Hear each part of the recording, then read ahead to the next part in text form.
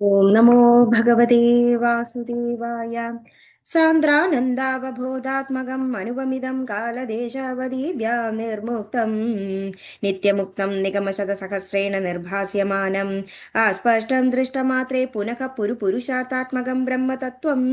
तत्तावद्भाति साक्षात् गुरुभवनपुरे हन्तभाग्यं जनानां नम्राणां सन्निधत्ते सततमपि पुरैसैरनभ्यर्थितानभिः अर्थान् कामान् च स्रं पितरसि परमानन्द सान्द्राङ्गतिं च इत्थं निशेषलभ्यो निरवधिकफलपारिजातो हरे त्वं क्षुद्रं तं शक्रवाडी द्रुममभिलषति व्यर्थ अर्थप्रचोयं सूर्यस्पर्धि किरीटमूर्ततिलगत् प्रोद्भासि फालान्तरं कारुण्याकुलनेत्रमात्रहसितोल्लासं सुनासापुडं गण्डोदन्मकरापकुण्डलयुगं कण्डोज्वलत्कौस्तुभं त्वद्ध्रुवं वनमाल्यहारपडल श्रीवत्सदीप्रं भजे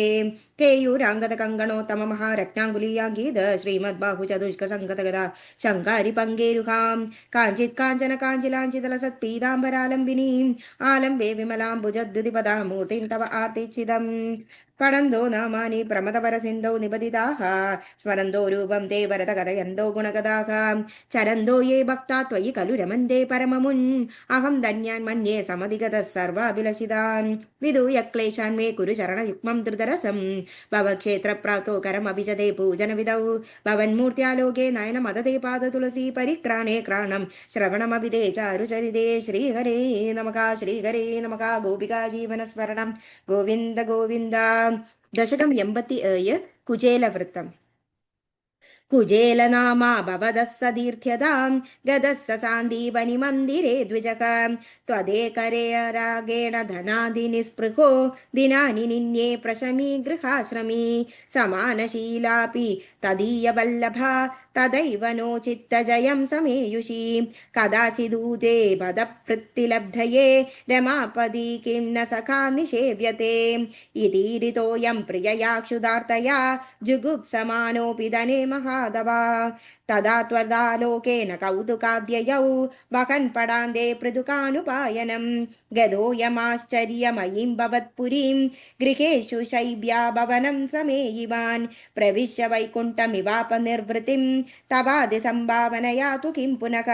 प्रभूजितं तं प्रियया च जीवीजितं करे गृहीत्वा कदयः पुरा कृतं यदिन्दनार्थं गुरुदारच्छोदितैः अपर्तुवर्षं तदमर्षिकानने त्रवाजुषोऽस्मात् पृथुगम्बला ददा प्रगृह्य मुष्टौ सकृदाशिदे त्वया कृदं नन्वियततेति सम्भ्रमात् रमा किलोपेत्यकरं रुरोदते भक्तेषु भक्तेन समानिस्त्वया पुरीं वसन्नेकनिशा महासुखं